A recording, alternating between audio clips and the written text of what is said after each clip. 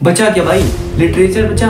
ये 90% प्रॉब्लम्स वहीं पर समाप्त हो जाएंगी, जिससे आपको सबसे ज्यादा नफरत है, सबसे ज्यादा डर लगता है। नमस्कार दोस्तों, मुझे पता है कि आप लोगों ने एक उम्मीद के साथ इस वीडियो पर क्लिक किया है, बट डोंट वरी, अगर आपने इस वीडियो को एंड तक देख लिया तो दिल में जुनून और चेहरे पर एक मुस्कान छोड़कर जाएंगे, इस बात की गारंटी मेरी है।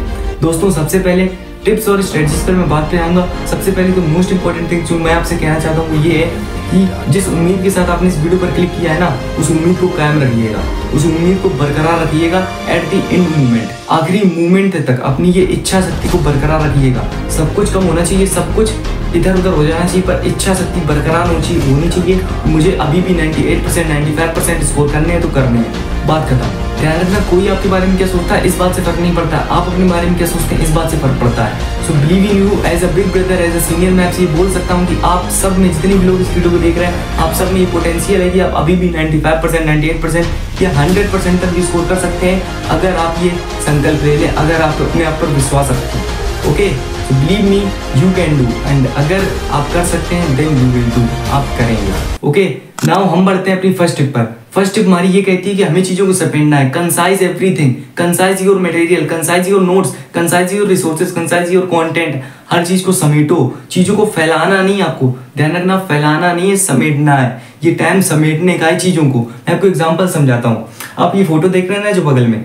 ये स्टार्ट की फोटो, बिल्कुल भी क्लियर फोटो नहीं है। मैं आपको बता दूं, यहाँ से ठीक 1 साल पहले की फोटो है, जब मेरे बोर्ड एग्जाम के अराउंड 10 दिन ही बचे हुए थे। मैं अभी क्लास 11th में, मेरी क्लास 10th की फोटो है। ओके, यहाँ पर आप देखिए क्या लिखा हुआ है। मैं आपको बता दूं कि ठीक 10 दिन पहले मुझे ये पता चला था एग्जाम में एमसीक्यू भी आ सकते हैं, जिनमें राइटर्स मतलब चैप्टर के राइटर्स के नेम भी आ सकते हैं। ठीक है, तो मैंने क्या किया, मैं जानता था इस प्रिंसिपल को, क्लैरिटी बहुत इंपॉर्टेंट है भाई। Clarity is everything, clarity is solve 90% of the problems. ध्यान रखिए, अगर आपको प्रॉब्लम्स आ रही हैं, क्लैरिटी फाइंड करिए, 90% प्रॉब्लम्स वहीं पर समाप्त हो जाएंगी। 10% जो प्रॉब्लम्स होंगी ना, जो 10% प्रॉब्लम्स होगी वो आपके हार्ड वर्क से समाप्त होंगी। ध्यान रखिएगा, 90% प्रॉब्लम्स क्लैरिटी से समाप्त होती हैं, क्लैरिटी से। आप इस एग्जाम्पल समझिए, मैंने क्या किया था। ठीक है, मैंने क्या किया, हर एक चैप्टर के इंग्लिश में और हिंदी में हर एक चैप्टर लिखा और उसके राइटर्स के नाम लिखे, और एक चार्ट को अपने दीवार के सामने चिपका दिया। ठीक है, चलते फिरते जब भी उस चार्ट को देख रहे हैं, मुझे 10 दिन में वो सारे राइटर्स के नाम याद हो गए थे। याद भी नहीं करने पड़े थे, कोशिश भी नहीं करनी पड़ी थी, बहुत ज्यादा एक्स्ट्रा एफर्ट भी नहीं लगाने पड़े थे। इसके बावजूद वो सारी चीजें एकदम दिमाग में सेट हो गई थी। अगली चीज मैंने यहाँ पर की भाई, राइटिंग सेक्शन। हिंदी और इंग्लिश में जो राइटिंग सेक्शन आते हैं, फॉर एग्जाम्पल विज्ञापन हो गया, आर्टिकल राइटिंग हो गई, ईमेल राइटिंग हो गई। ठीक है, ईमेल राइटिंग वगैरह चीजें, इन सारी चीजों को मैंने फॉर्मेट लिख लिया। हुआ क्या इससे, हुआ क्या, ठीक है, इससे क्लैरिटी फाइंड हुई, चीजों को समेटा, मैंने चीजों को समेटा। क्या हुआ, हिंदी ग्रामर में, इंग्लिश ग्रामर में एक बोझ मेरे सर से निकल गया कि भाई मुझे राइटिंग सेक्शन के फॉर्मेट भी याद करने हैं। बोझ निकल गया ना, या फॉर्मेट याद करने भी है तो वो मेरे सामने लिखे हैं। एक चीज ये हो गई, ये खत्म हुआ। बचा क्या, लिटरेचर बचा, लिटरेचर बचा, ग्रामर बची। ग्रामर के लिए अगली जो क्लैरिटी आप फाइंड कर सकते हो वो इस तरीके से कर सकते हैं। मैंने किया था, मैंने एक ही चार्ट की फोटो ली थी, दूसरे वाले चार्ट की मैंने फोटो नहीं ली थी। यहाँ पर एक और चार्ट था, उसमें मैंने क्या किया था, ग्रामर को, फॉर एग्जाम्पल ग्रामर में 4 चीजें आ रही थी पिछले साल, इस साल में भी 4 चीजें आ रही, अलंकार हो गया, वाच हो गया, वाक हो गया, इस तरीके से। ठीक है, तो उन चारों चीजों को मैंने एक्सप्लेन कर दिया, अपने छोटे छोटे वर्ड्स में एक्सप्लेन कर दिया और उसको एक चार्ट में लगा के चिपका दिया। 4 चीजों को एक्सप्लेन कर दिया। ठीक है, इसी तरीके से इंग्लिश ग्रामर में छोटी छोटी जो चीजें थी उसको मैंने छोटी छोटी चीजें एक्सप्लेन कर दी। या फिर चार्ट में नहीं हो पा रही, 4 से 5 पेज फाड़िए, उसको पंच करिए और वहां पर वो सारी ग्रामर की चीजें एक्सप्लेन कर दी। इससे हुआ क्या, जब आप इस चार्ट को देखेंगे, ठीक है, फॉर्मेट लिखा है, राइटिंग सेक्शन में फॉर्मेट लिखे हैं, वहां पर राइटर्स के नाम लिखे हैं। दूसरे चार्ट में आपके जो ग्रामर है उसमें जो 4 चीजें आ रही है, अलंकार वगैरह, ये सारी चीजें एक्सप्लेन की गई हैं। बचा क्या भाई, लिटरेचर बचा।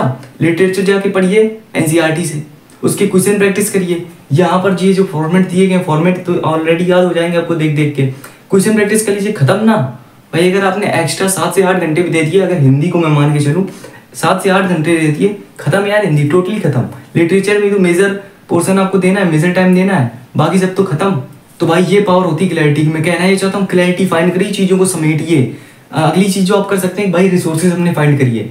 किस भाई, अगर आपको साइंस में 100 आउट ऑफ 100 स्कोर करना है, ठीक है, तो कौन कौन सी चीजें हैं जिसका यूज करके आप 100 आउट ऑफ 100 स्कोर करेंगे। प्रीवियस ईयर क्वेश्चंस आप कब लगाएंगे, कितने लगाएंगे, सैंपल पेपर्स कब लगाएंगे, कितने लगाएंगे, ये सारी चीजें फाइंड करिए। आप अपनी सिचुएशन को बहुत अच्छी तरीके से जानते हैं, इसलिए ये चीजें आप ही फाइंड कर सकते हैं। मैं इन चीजों को नहीं बता सकता हूँ, कुछ भी टाइम नहीं लगेगा। अभी ठीक इस वीडियो को देखने के बाद 1 घंटे बैठ जाइए और सारी चीजों की क्लैरिटी फाइंड कर लीजिए अभी के अभी। मैथ्स में आपको 100 आउट ऑफ 100 स्कोर करने कैसे करेंगे, रिसोर्सेज क्या यूज करेंगे, प्रीवियस ईयर क्वेश्चंस कितने लगाएंगे, सैंपल पेपर्स कितने लगाएंगे, ठीक है, किस तरीके से चीज़ों को करेंगे, एनसीईआरटी कितने बार लगाएंगे, सारी चीज़ों को देखिए ना भाई। कौन कौन सी चीज़ें इंपॉर्टेंट है, सारी चीज़ों को देखिए। कौन कौन से आपके चैप्टर्स वीक हैं, कौन कौन से चैप्टर्स आपके कमज़ोर हैं, सारी चीज़ों को एनालाइज करिए। कौन एनालाइज करेगा भाई, मैं नहीं कर सकता हूँ। ओके, आपको ही करना है, आपको अपने ऊपर विश्वास रखना है, ये सारी चीज़ें आपको करनी है। अभी के अभी क्लैरिटी फाइंड करिए। मैंने जितनी भी चीज़ें बताई हैं, एक भी चीज़ें इग्नोर ना करिएगा, सारी चीज़ें फॉलो करिए, ठीक है। अगली इंपॉर्टेंट चीज़ आती है भाई, आपको करना क्या है अभी, आपको वीक सब्जेक्ट्स फाइंड करने हैं एंड स्ट्रॉन्ग सब्जेक्ट्स फाइंड करने हैं। कौन कौन से ऐसे सब्जेक्ट हैं जिनमें आपको बिल्कुल भी इंटरेस्ट नहीं है, आपकी भी प्रिपरेशन बिल्कुल भी नहीं, उन्हें हम बोल रहे हैं वीक सब्जेक्ट्स। इसके बाद जिसकी थोड़ी बहुत आपकी प्रिपरेशन हुई, जो आपको पसंद है, उनको बोल रहे हैं स्ट्रॉन्ग सब्जेक्ट्स, ठीक है। इस तरीके से आपको दोनों सब्जेक्ट्स फाइंड कर लिए, मतलब इस तरीके से काफ़ी सारे सब्जेक्ट्स होंगे, इस तरीके से आपने फाइंड कर लिए भाई, Hindi, English, math, science, SST कर लिए। इसके बाद कौन कौन से वो चैप्टर्स हैं उस पर्टिकुलर सब्जेक्ट के, फॉर एग्जांपल एक साइंस सब्जेक्ट है, उसमें से कौन से ऐसे चैप्टर हैं जो अभी तक आपने बिल्कुल भी नहीं पढ़े हैं, कौन कौन से ऐसे चैप्टर हैं जो आपने थोड़े बहुत पढ़ लिए या अच्छे तरीके से आपको पता है, वो सारी चीज़ें लिख लीजिए। वीक सब्जेक्ट में भी, स्ट्रॉन्ग सब्जेक्ट में भी, सारे सब्जेक्टों में ये काम करिए, ठीक है। कर लिया, अब आप अपनी प्रायोरिटी सेट करेंगे। अब अपनी प्रायोरिटी सेट करेंगे, जो मैं आपको थर्ड टिप में बताने वाला हूँ, थर्ड अपने स्टेप में बताने वाला हूँ, ठीक है। इस तरीके से आपको कर लेना वीक सब्जेक्ट्स या अनप्रिपेयर्ड और प्रिपेयर्ड सब्जेक्ट हम बोलते हैं, ठीक है। सारे सब्जेक्ट को इस तरीके से कर लीजिए।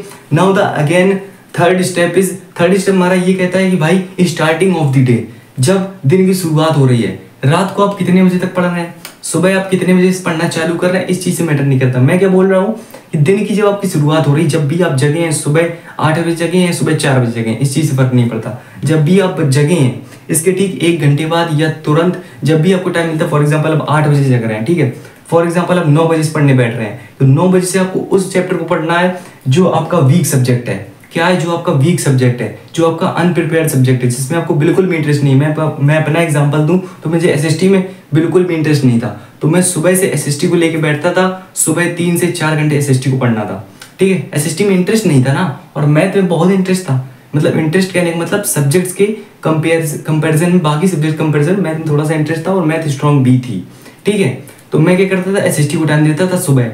और बिलीव मानिएगा, मेरा विश्वास मानिएगा, अगर आपने इस तरीके से पढ़ा ना, कि जो सब्जेक्ट आपको पसंद नहीं, जो सब्जेक्ट आपको बिल्कुल ही पसंद नहीं, उसको एक सही स्ट्रेटजी से पढ़ा और इस तरीके से पढ़ा कि सुबह आप पढ़ रहे हैं। सुबह बहुत ज़्यादा आपके पास एनर्जी होती है, जो मेंटल एनर्जी होती है बहुत ज़्यादा होती है।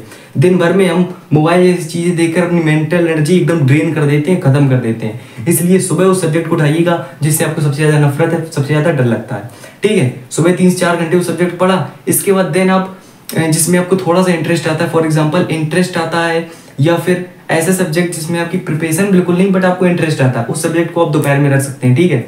उस सब्जेक्ट को आपको दोपहर में रख लिया।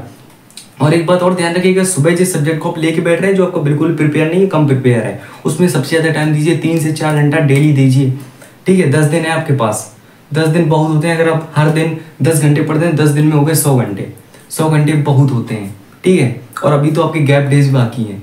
कहने का मतलब अगर आप 99% भी स्कोर करना चाहते हैं ना, वेरी इजीली कर सकते हैं, ठीक है, इस तरीके से। और रात में आपको, मैं क्या करता था, रात में मैथ्स को लगाता था, मैथ्स में थोड़ा बहुत इंटरेस्ट आता था काफ़ी ज़्यादा। दिन भर में जब सुबह मैं पढ़ूंगा अपना वीक सब्जेक्ट, उसको पढ़ा, कॉन्फिडेंस इंक्रीज हुआ, पॉजिटिविटी आई, ठीक है। दोपहर में पढ़ा और पॉजिटिविटी आई, देन मैथ को रात में जब तक मन जाए लगा सकते थे।